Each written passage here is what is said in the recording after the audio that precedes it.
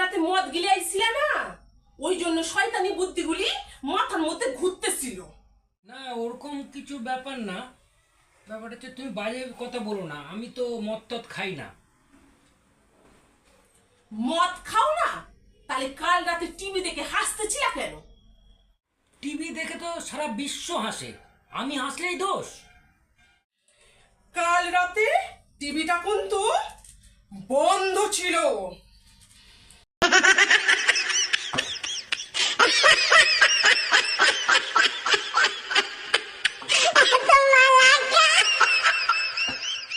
এই খেও না, খেও না।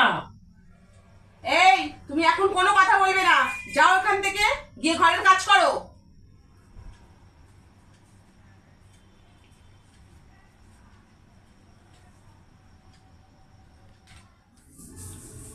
হ্যাঁ, তুমি কি যেন বলছিলে?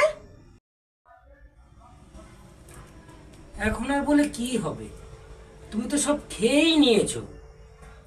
খেয়ে নিয়েছি মানে?